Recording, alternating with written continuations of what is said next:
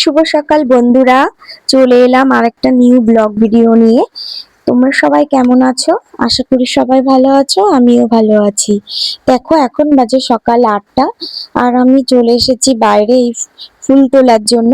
আর এই দেখো একটা নীলকণ্ঠ গাছ, এই গাছটাতে অজস্র ফুল ফোটে, অসংখ্য।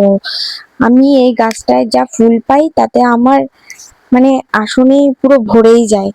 আর এই গাছগুলোতে না বর্ষার কারণে সেইভাবে সেরকম ফুল হচ্ছে না। আমার বাড়িতে টুকটাক যা ফুল ফোটে আমার পুজোর কাজে সবই লেগে যায়। আমার বাইরের থেকে আর সেরকম ফুল কেনা লাগে না।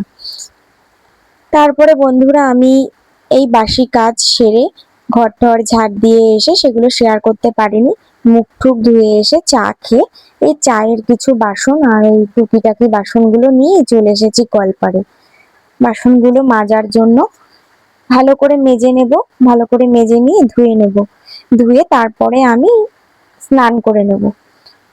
আমাদের এই কলপাটটা দেখতে পেয়েছো তো? কিছু কেউ কোনো বাজে কমেন্ট করো না, কারণ বর্ষার কারণে না খুব স্যাঁতসেঁতে হয়ে রয়েছে আর খুব স্লিপ হয়েছে, যেই কারণে না কলপাটটা সেভাবে পরিষ্কার রাখার চেষ্টা করছি, কিন্তু এই তাও নোংরা হয়ে যায়, কিছু করার নেই। তারপরে আমি বাসনগুলো ধুয়ে নিয়ে এই ঘরে চলে যাব। ঘরে গিয়ে আজকে না একটা জায়গায় যাব, তা ভাবলাম যে আজকে আমাদের নিরামিষ, তা একটু রান্না বান্না করব, রান্না বান্না করে খাওয়া দাওয়া করে তারপরে এক জায়গায় যাব। সেখানে তোমাদের শেয়ার করতে পারবো না, কিন্তু ওখানে যাওয়ার পরে আমি তোমাদের একটা ভিডিও তুলে ধরবো।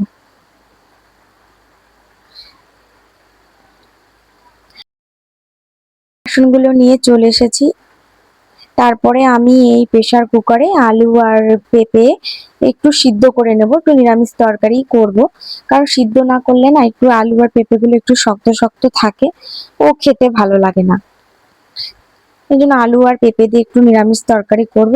একটু ভাবছি যে প্রেসারে একটু সিদ্ধ করে নিই, আর সিদ্ধ করলে কি তরকারিটা খেতেও একটু সুস্বাদু লাগে। তারপর কড়াইতে আমি একটু কুমড়ো আর একটু বেগুন কুচি কুচি করে কেটে নিয়েছি, আর কালো জিরা ফোড়ন দিয়ে আর বেগুন আর কুমড়োটাকে ভেজে নেব। আমার এই ভাজা খেতে খুবই ভালো লাগে, কুমড়ো ভাজা তরকারির থেকে সব থেকে বেশি এই ভাজাটাই খেতে ভালো লাগে। আর বেশি কিছু করিনি, এই কুমড়ো আর বেগুন কালো জিরা দিয়ে ভাজা করেছি, আর আলু আর পেঁপের তরকারি করেছি, আর ভেজ ডাল করেছি। ভেজ ডালটা তোমাদেরকে দেখাতে পারিনি।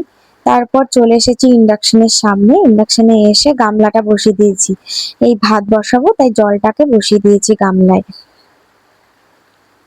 তো ভাত হয়ে যাবে। তারপরে দেখো আমার মেয়েকে স্নান করিয়ে দিয়েছি, আর আমার মেয়ে বলছে কি, মা আজকে আমি না উম, ঘরে পুজো দিতে চাই।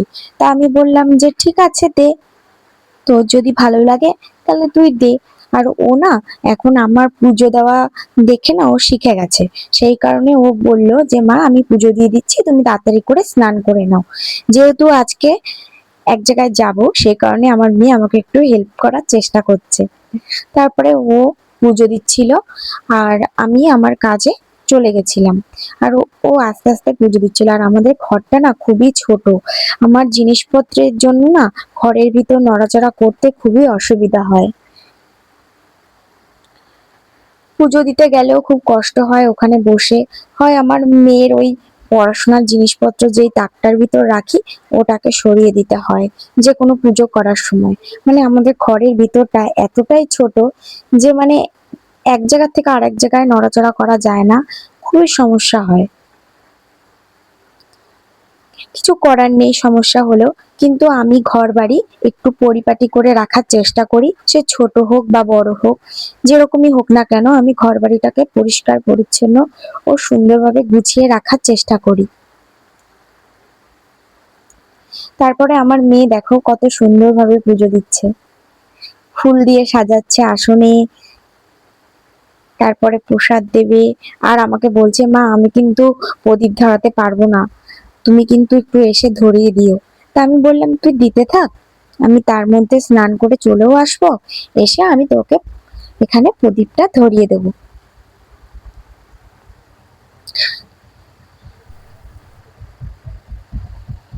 আমার মেয়ের এই বাড়িতে না টুকিটাকি কাজগুলো করতে না ওর খুবই ভালো লাগে।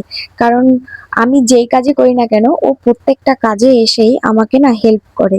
আমি যদি কোনো সবজি কাটি ও আসবে, এসে আমাকে বলবে মা আমি একটু হেল্প করব, এরকম।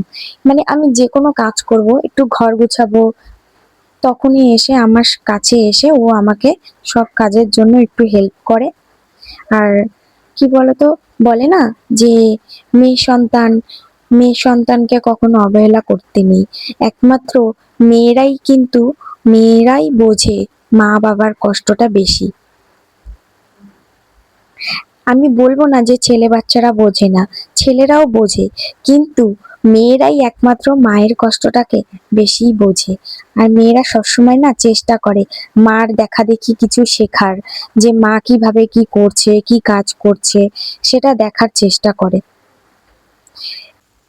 আমিও না আমার মেয়ের মতো আমার মার কাছ থেকে এরকম পুজো দেওয়া শিখতাম। আর আমিও না এরকম ছোটবেলায় মাকে বলতাম যে মা আমি একটু পুজো দিয়ে দিই, পুজো দিয়ে দিই। তখন আমিও এরকম আমার মার হেল্প করার চেষ্টা করতাম।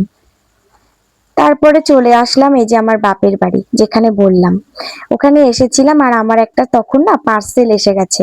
আমি ফ্লিপকার্টে কয়েকটা ফুলের টব অর্ডার করেছিলাম, ছোট ছোট প্লাস্টিকের ফুল, একটু রুম ডেকোরেশন করব, সেটা তোমাদেরকে পরে শেয়ার করব। সেই পার্সেলটা চলে এসেছে আর আমার মেয়ে দেখো খোলার জন্য একদম রেডি। ও ভাবছে কখন আমি খুলবো, কখন আমি খুলবো। তা আমি ওকে বললাম যে খোল।